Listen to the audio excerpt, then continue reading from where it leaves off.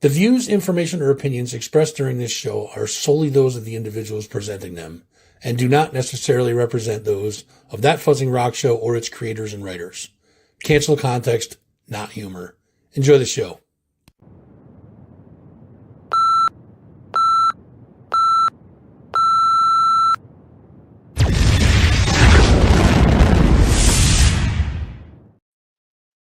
All right, special Friday evening stream. Welcome to it, ladies and gentlemen, boys and girls, degenerates of all ages.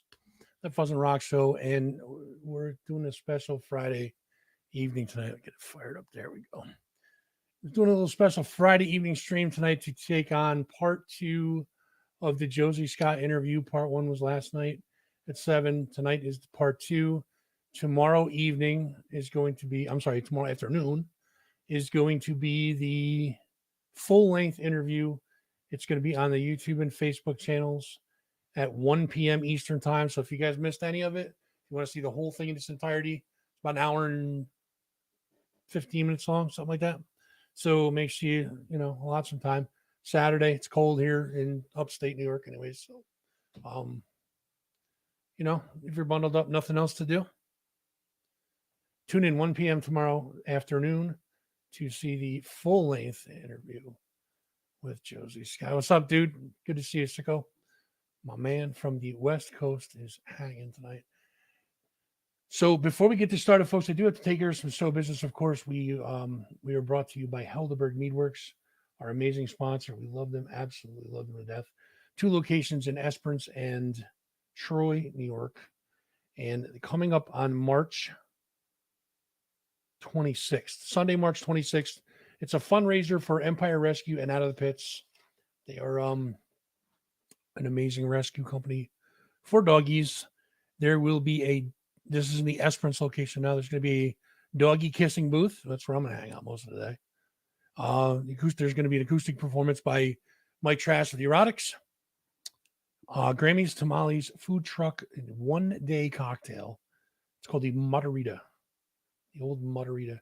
I think, I don't have the picture of it. Damn it. I'll put that up there. There it is. March Madness. Sunday, 3/26. It's March 26th in the Esperance location, guys. Fundraiser for for Roddy Empire Rescue and Out of the Pits. Dougie Kissing Booth. Trash is going to be playing the acoustic version.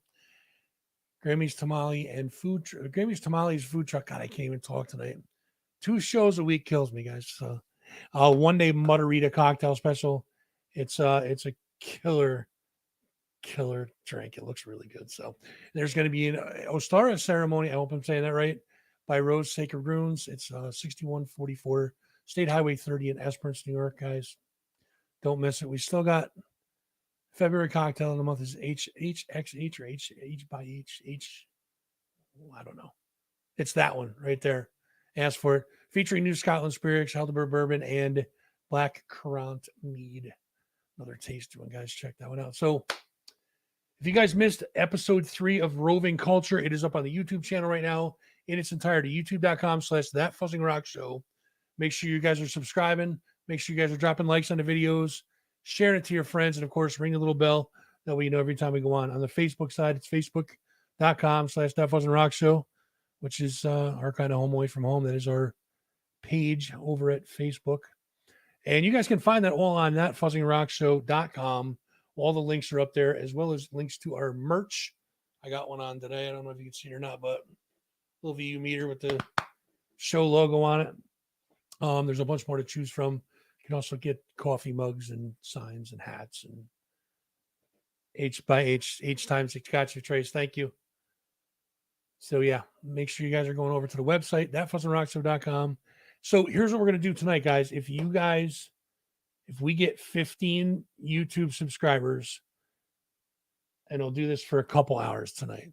I did it last night. We almost made it. So if I can get 15 YouTube subscribers tonight in the next 2 hours, we'll do it till 9 p.m. Eastern time. If I can get 15 subscribers, I will post the entire interview on YouTube tonight. So get to it, guys. Make sure you guys are having people subscribe. YouTube.com/That Fuzzing Rock Show. So we're going to get into it. Right now, we will get back to it. This is part 2 of the interview. Part 1 was last night. Part 2 today. full interview tomorrow, 1 p.m. Eastern time on the YouTube and the Facebook channel. So without further ado, we'll get back into it, guys, and enjoy the second part of this. And yeah, cheers. And, you know, a couple of local DJs began to play us there in Memphis. And finally, all the record companies started to say, who the hell is this band that's selling 10,000 units of their own album and has airplay and all this other shit in Memphis? Who are these guys? So one by one, they started to come, and we had Capitol Records and Atlantic Records and RCA Records and Interscope Records, and every one of them, Epic. One by one, they came, and they came and they would court us and you know, fly us out to New York or Los Angeles and put us up in these beautiful hotels, and you know, they promise you the world and say that everything's going to be, you know, tits, and right. And then we would showcase in front of these guys in suits with their arms folded like this, and we would play our hearts out, and then they would come up and say, you know, I think we're going to take a pass. And I was just like, after this happened like 4 or 5 times, I was just like, it's like a punch in the gut every time, right? Yeah, I was like, what the hell, man? The guy from Capitol Records was the one that hurt my feelings the most. He said they courted us really hard, and we had been warned. Somebody warned us. They said, be careful of the Capitol cold. And I said, what's Capitol cold? And they said, well, they come after you hot and heavy, and then they get cold feet right at the end, and you just need to be ready for that. And that had happened, like I said, 4 or 5 times. So I was pretty much ready for it. So they flew us out to Los Angeles. We, you know, went to all these amazing dinners and went and watched the Super Bowl. The Super Bowl would have some significance later. I didn't understand why at the time, but you know, we watched the Super Bowl, and we stayed at the Roosevelt Hotel, you know, which Marilyn Monroe had stayed at. And it's my first time in Los Angeles, so I'm just baptized in all this, you know, Hollywood-ism. Sure.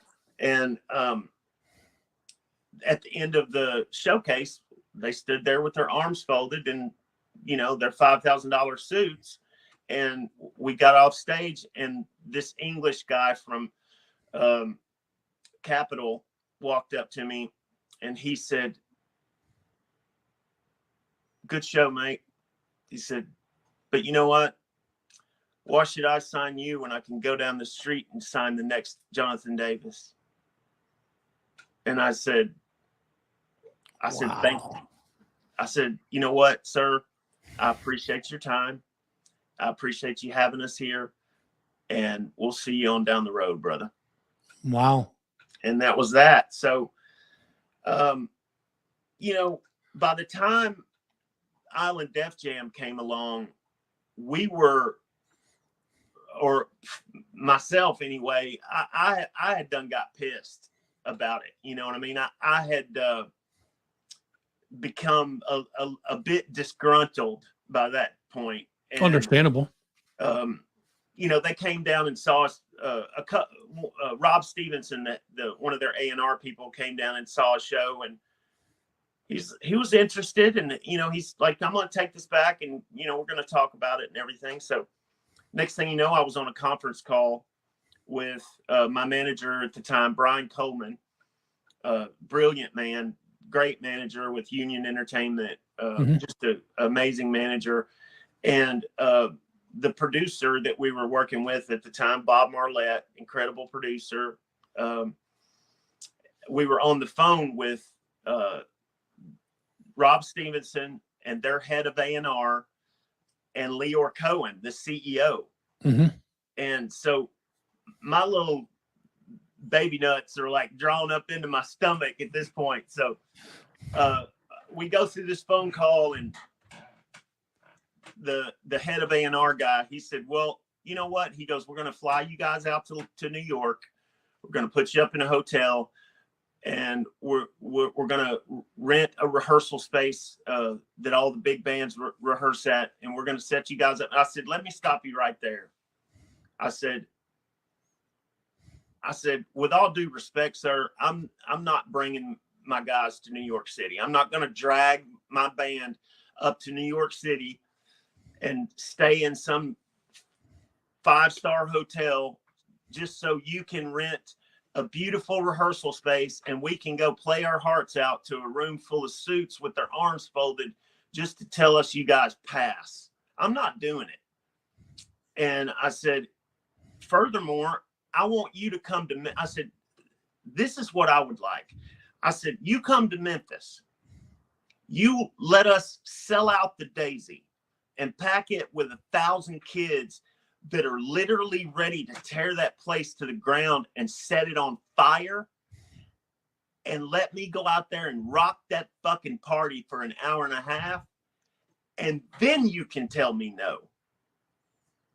And there was like this long 30 seconds of silence. It felt like 30 seconds. It was probably more like 7 or 8, but there was this long silence. And then I heard Leor go, we will do that.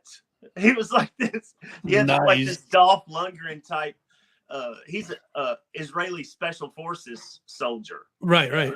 In his youth. And he has a Dolph Lundgren type voice. And he goes, right, Josey, we will do this. We will come to Memphis and we will watch you rock the fucking party at the Omni New Daisy on Deal Street. And I was like, on the other end of the phone, I was like, dude, you just either ended your career or shot it out of a cannon. So thank God they took, that answer and came down to Memphis, and they watched us play, and we blew up the spot. And the next thing you know, they had contracts on the table, and the lawyers were going back and forth. And I was like, well, let's just sign the damn thing. Our lawyer was like, no, this is slow down. Let's just slow down, take a beat here. Yeah. We go. He said, they offer, then we offer, then they offer, then we rebut, then they offer. He goes, this is a normal thing. He goes, it'll probably go on for 3 weeks or a month, and we'll get it done. Don't worry about it. The deal's on the table. It's the deal's on the table. So I just tried to keep myself calm, cool, and collected. And then they sent the record deal was okayed, and they overnighted it to my house, and they lost the contract in post, dude. The post people lost the freaking contract, and I was literally chewing my fingers down to my knuckles and worried about this. So little things like that always have happened, and probably everybody's career, but certainly mine. Those moments where you, like my lawyer said one time, he said, Josey, he said, it's like we're snake bit. But finally got the deal, and everything went through, and the rest is history. Yeah, you guys had a hell of a run. Eight albums, Grammy nominated. I mean, big tours. What actually led to you leaving the band? I think I wasn't, like my mom said, like I say in the lyrics of Click, Click, Boom, I say, why is my mother always right?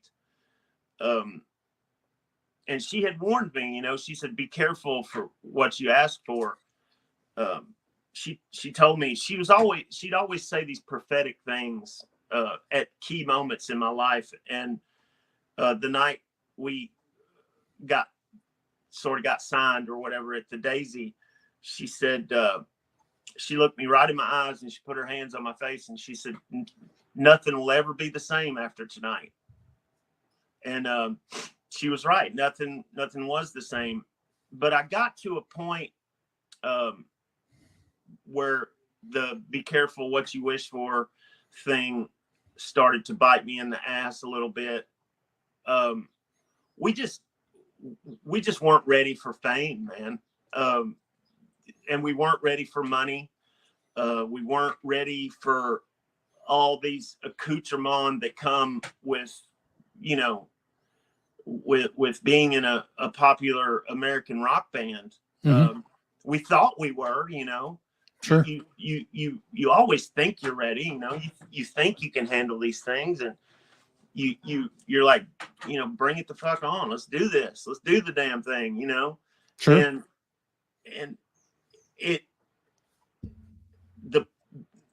the party happened, and we just didn't know when to leave the party. We never knew.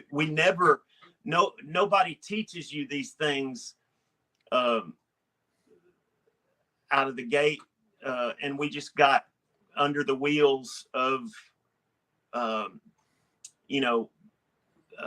litigation and money and percentages, and it just becomes this whole other animal that it wasn't in the beginning. The beginning, it was about the music, and it was about the nucleus of the band, and it was about your influences, and it was about your first love, and this beautiful puppy that you just petted and took care of. And there towards the end, it was like it was like that movie Tommy Boy, when he takes the muffin or the roll, and he's like, "You kill it." Yeah. Chris Farley, I love Chris Farley, man. Oh yeah, sweet soul. And that's what happened. You know, that's what happened. The short answer is, you know, and I can't speak for the other guys in the band. You know, Dave fought valiantly through that. He was a good businessman. Dave Novotny, the bass player, he was good at keeping our books balanced. You know, he was. I trusted him. You know, and still trust him to this day. You know, he sort of divvied out the money at the end of the night, and you know, he did the best he could. He kind of got under the wheels of the bus a little bit. You know, Paul as well, Cristobaldo as well, and Wayne Sweeney as well.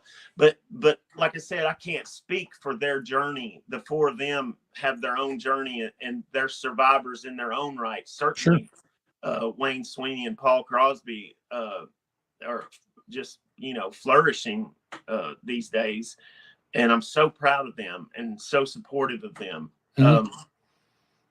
But I think for that moment in time, we were riding the bus, and then we were under the bus. And for me, you know, I was dealing with, like I said earlier, I was dealing with my mental health.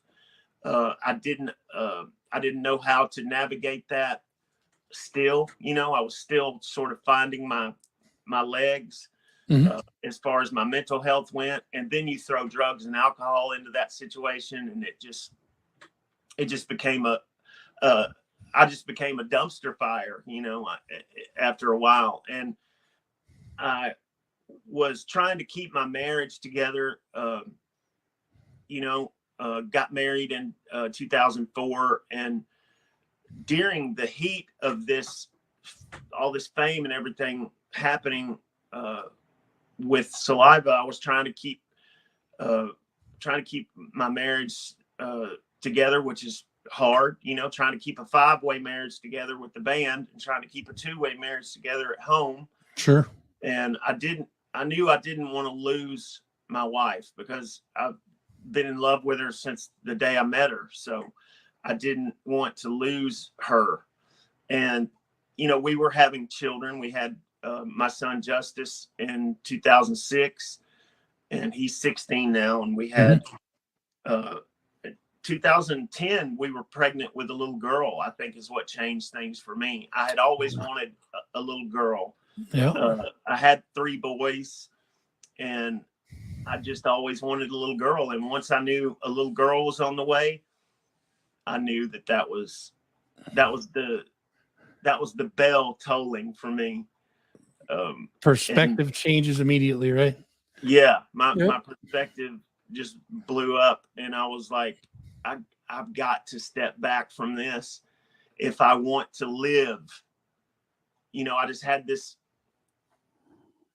my mother called it this knowing inside me that said, if you want to live, if you want to survive this, you're going to have to step away and let go of what you love the most, and step back and get healthy and make some choices for your children, because I believe once we have children, we lose the luxury of just doing whatever the hell we want. And for my children, I wanted to take a step back and, get healthier and spend more time with my wife, spend more time with my children, save my marriage. And it's the smartest decision I ever made. I wouldn't change it. I'd do it 1,000 times. No, that's you made the right sacrifice. That's for sure. So let's talk about you and Chad Kroger hooked up with in 2003 and came out with a little tiny song called Hero, which wound up extremely blowing up. I mean, that was the song. It was off the Spider-Man soundtrack. How did you guys hook up together? How did you guys come together on that? Well, Leor Cohen, again, was, such an instrumental force in both our careers. Chad being on Roadrunner Records at the time, and him being the CEO of our label, he had this idea. He goes, what if we get their biggest rock band and our biggest rock band and put the singers together and see what they can come up with? And so I got the call out on the road, and they were like, do you want to fly up to Canada on your next couple of weeks off and hang out with Chad Kroger from Nickelback? And Leor wants to see if you guys can maybe write a song together. There's a opportunity with Sony Records with the Spider-Man soundtrack. And if you guys can write a decent song, there's a possible opportunity there to get it on that soundtrack. And they already had their lead single. I believe it was a song by Sum 41. It was like a punk rock song. Yep. And they already had their lead single. They were already ready to push that record. They just wanted another song to go along with that soundtrack to Spider-Man. I was like, hell yeah. I was like, man, I've been a Spider-Man fan since I was knee high to a grasshopper, dude. Right, I'm all about it.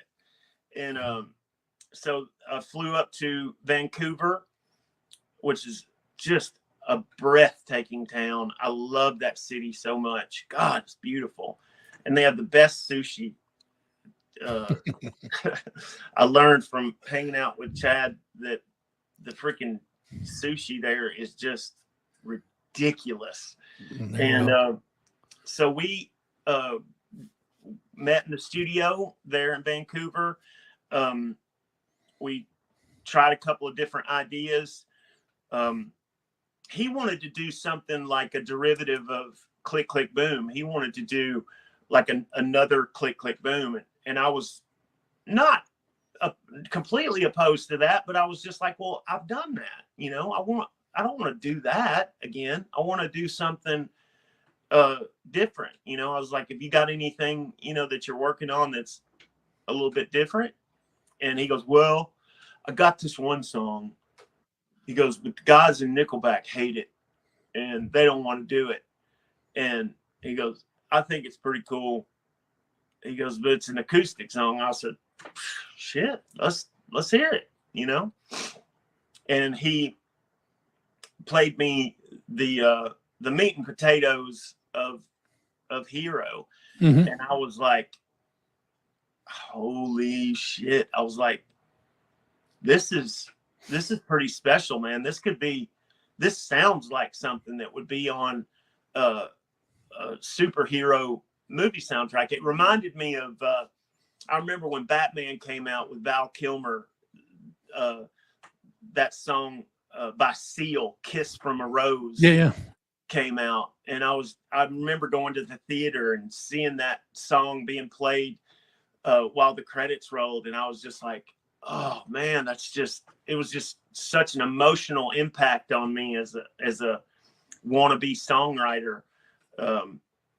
And when I heard that Hero, like I said, the meat and potatoes of Hero for the first time, I called, opened the door to the studio and I screamed for my A&R guy, Rob Stevenson. I was like, Rob, you got to get in here, man. You got to hear this.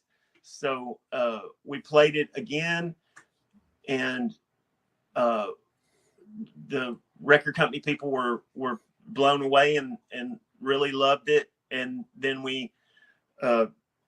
and Chad was like, well, let us play around with it for a while and knock this thing together. So we, got all the harmonies the way they were supposed to go, and picked out all our parts, and what he was going to do and what I was going to do. And because we were going to try to do it, I was like, this has got to be a duet, like Conway Twitty and Loretta Lynn. I was like, I get to be Conway Twitty. You have to be Loretta.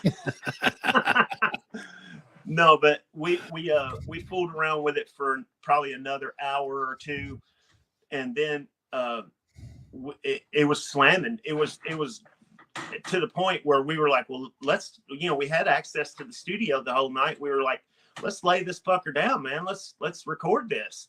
Yeah. And we spent the rest of the night. We were up to like 2 or 3 or 4 in the morning, recording the demo, just the demo of Hero, and got all the harmonies perfect and all the parts, and then we sent it off to those people at Sony, and I really wasn't ready for the reaction that Sony had. They were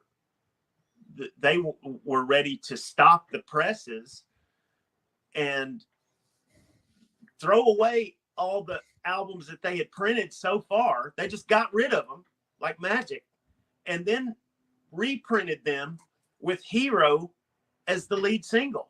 And I was just like, what is happening, man? What the fuck just happened? And so then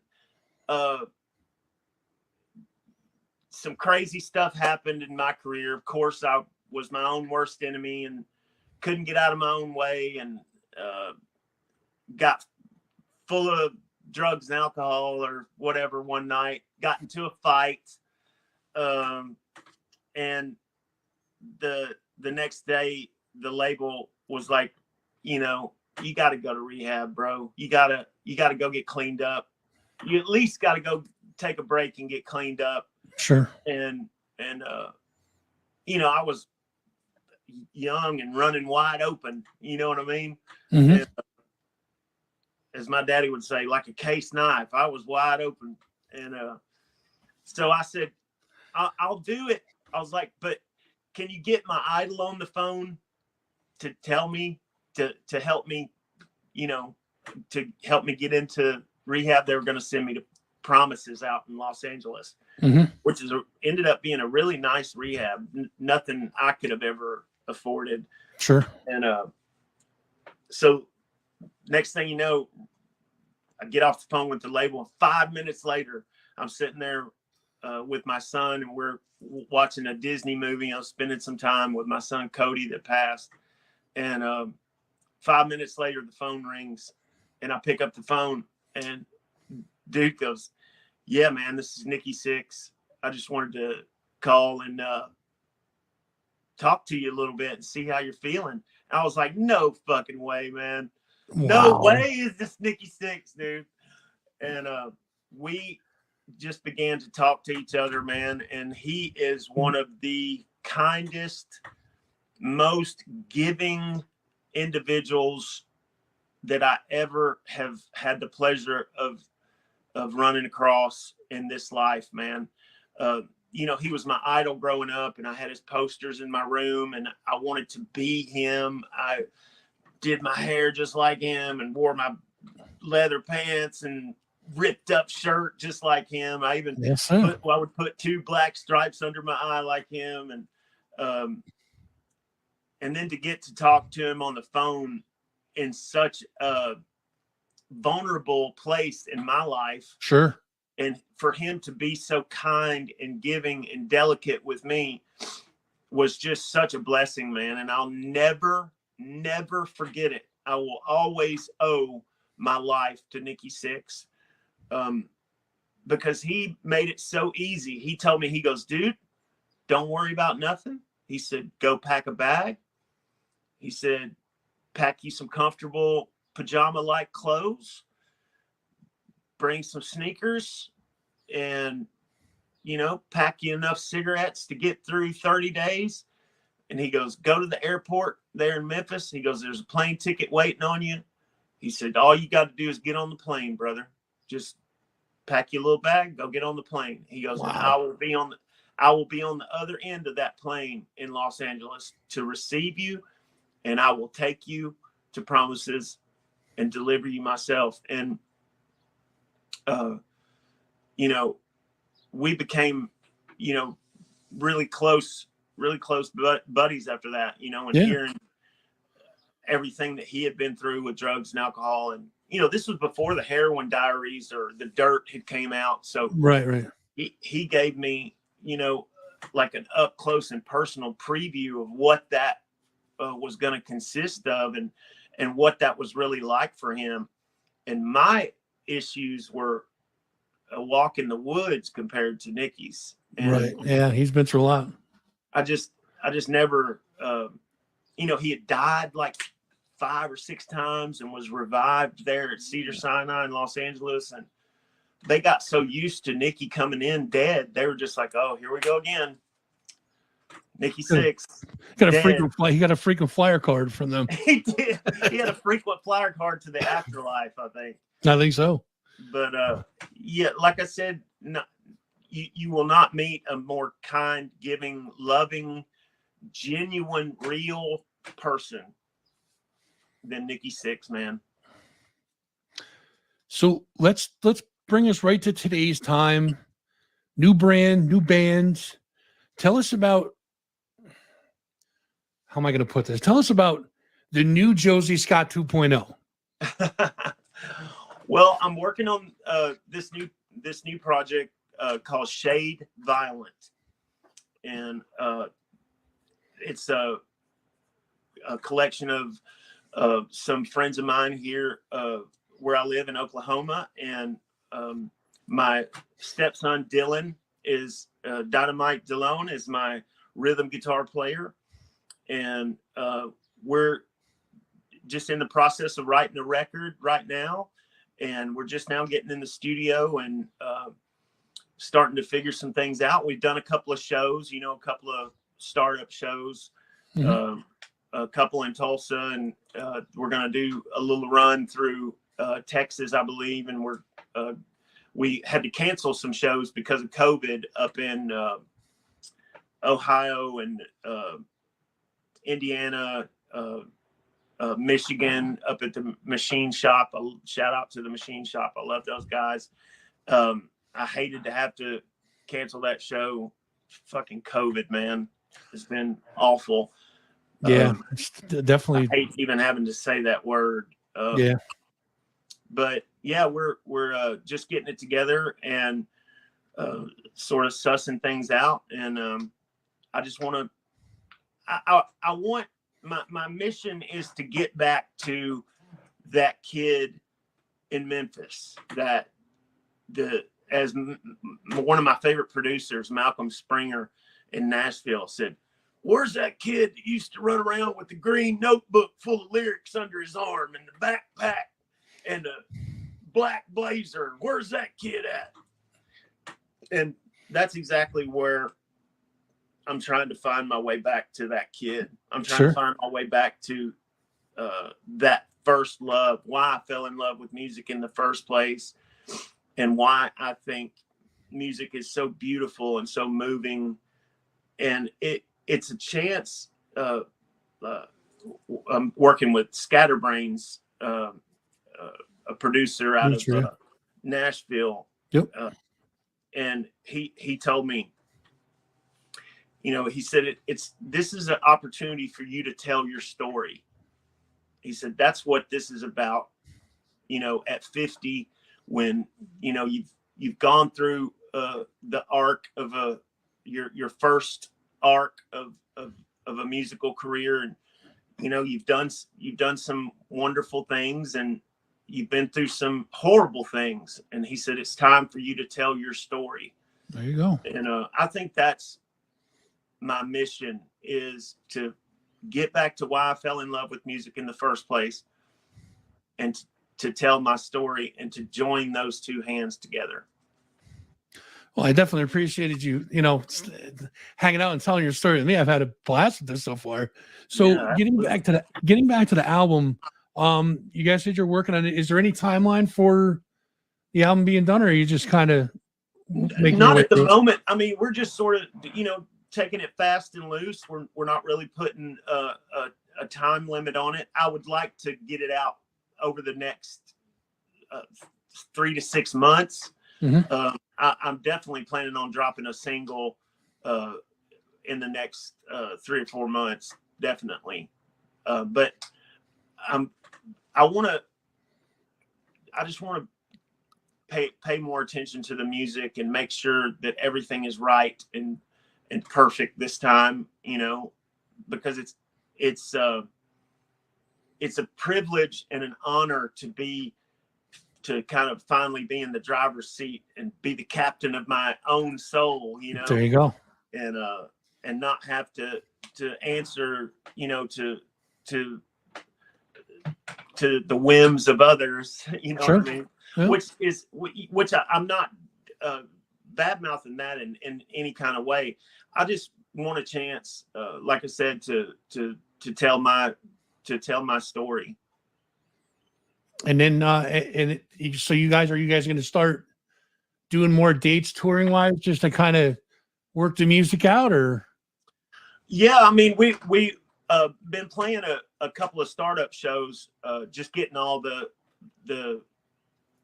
back catalog tight, getting Mm-hmm. all the hits, and we're possibly going to do. I'd like to do maybe a Blackbone song. I'd like to do some Saliva songs. Mm-hmm. that I was privileged enough to write with the guys. Sure. And then I want to play the new stuff as well. So listen, sort of have a then to now sort of thing. Yeah, it's kind of like it's like a catalog of your music career. That'd be great. Absolutely. Josey, listen, man, I have taken way too much of your time as it is. I'm sure your PR lady's going to probably kill me for taking all this time, but no, man, I had a great time, Buzz. Thank you for having me. Dude, I did too, brother. I can't. It's you're an easy dude to talk to, and hopefully you will. Hopefully you come back and do it again, because we can talk tour stories and the whole 9 yards. I mean, we didn't even talk about your appearance. You had some appearances in movies and TVs, but so that'll be the question I'll save for hopefully next time if you want to come back. Absolutely, that'd be cool. Absolutely, I'd love to, man. I loved talking to you, Fuzz. You're an easy guy to talk to, and I had a great time. Thank you. No, I appreciate that, Josey. Folks, you guys can keep your eye out for Josey Scott's new project. It's Shade Violent. Is that correct? That is correct. All right. Hopefully sooner rather than later. Look for big things from you, Josey, and looking forward to the new music. For more info, guys, you can go to facebook.com. And I'm not sure if I have these right, so if you correct me if I'm wrong, facebook.com/Josey Scott Music. Josey Scott Rocks. Josey Scott Rocks. Okay, I'm sorry. I read the wrong one. And YouTube is Josey Scott Music. Yeah, I believe the YouTube is Josey Scott Rocks too. Oh, is it? Okay. We've sort of transitioned it all into Josey Scott Rocks. Got you. So JoseyScottRocks.com, that website still good? Yes. Okay, perfect. So that's probably got all the links to it. Go check that out, guys, and look for big things from Josey coming soon. I can't wait to hear it, brother. Listen, please come back sometime. We'll talk again, man. Absolutely, Fuzz. Thank you for having me, brother. Been my absolute pleasure. Ladies and gentlemen, Josey Scott. Thanks, Josey.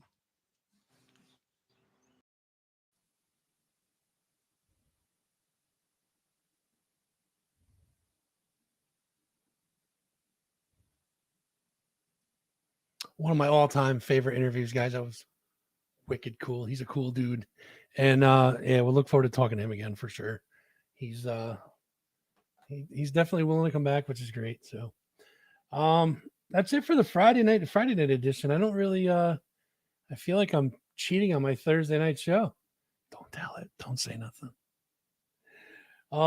So yeah, guys, make sure you guys are checking out our sponsors, Helderberg Meadworks. They have two locations, Esperance and Troy, New York. The Esperance locations has such a cool vibe. I got to get down to the Troy one really, really soon. Oh, hello, Heather. Thanks for joining us.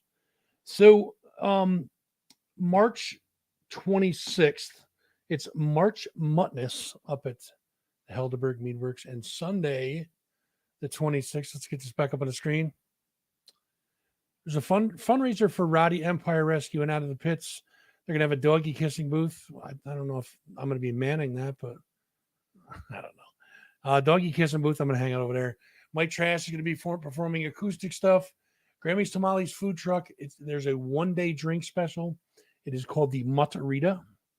It is it looks really, really good. I wish I had a picture. I have a picture of it somewhere. I wish I had put it up, but I did not. There's also going to be an Ostara ceremony by Rose Sacred Runes. I hope I'm saying that right. 6144 State Highway 30 in Esperance, New York. Make sure you guys go up and check this out. It's a day for dogs and for us. Day for us and dogs. So I guess we're going to be hanging out with dogs. It's pretty sweet. I am a show slut. Tracy, I am a show slut. I am. I'm cheating on my Thursday show with a Friday show. And guess what? I'm even going to step outside the relationship again. Tomorrow, I got another show, 1 p.m. Eastern time, right here, That Fuzzing Rock Show on Facebook and YouTube.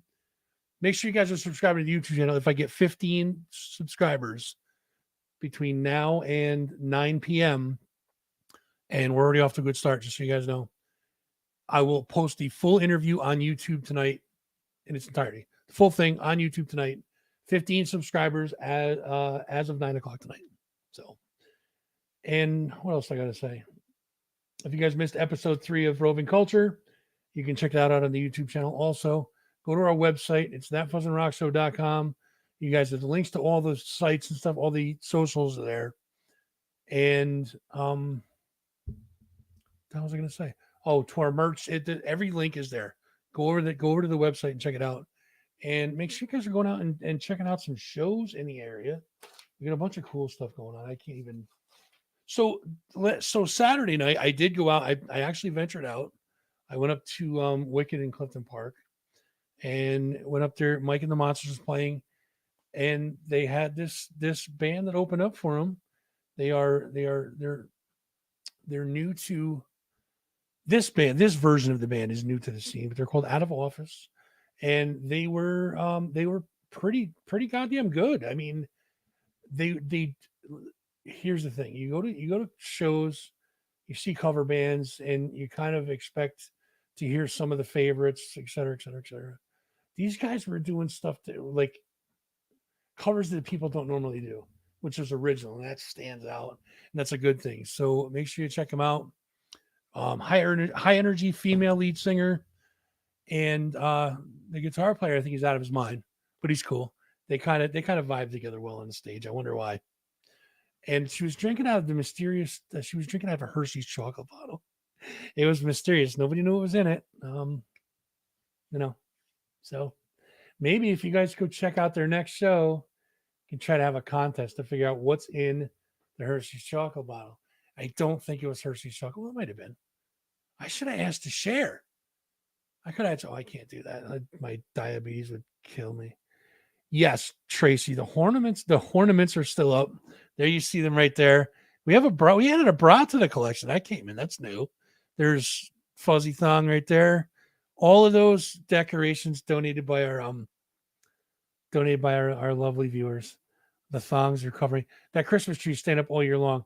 It is the thong tree with the ornaments on it. How's that? No, you guys aren't whores. You guys are the best people ever. My favorite degenerates ever. So yeah, guys, make sure you guys are going check it out. See these local talented bands. And that's just the tip of the iceberg. So get out, support local music, support humans. It's green for St. Patrick. It's green all year round, Trace. It's green all year. Here, I'll tell you what. Here we go. Ready? Switch. There. Now it's totally green. How's that look? All right. It's time to go continue my Friday night in the bunker, sealed up for your protection. Anyways. Stay warm, guys. It's chilly out there. Careful on the roads. They're probably a little bit slick. They're probably freezing over. Be careful. And I'll see you guys tomorrow, 1 p.m. If I don't see you, I'll see you guys Thursday night for the regular show, 7 p.m. Eastern on That Fuzz and Rock Show on YouTube, Facebook, thatfuzzandrockshow.com. Also check it out, Capital Underground Radio.com. Yes, the bunker. You're welcome, Doreen. You guys were great. Thank you for putting on a great show. Hopefully we'll see a lot more of you. Maybe we'll get you on the show one of these days. That'd be cool. That'd be fun. All right, guys, I'm out of here. Make sure you guys are being careful, being safe. You know, it's no fun, but kind of have to do it. And I will see you guys tomorrow. Later.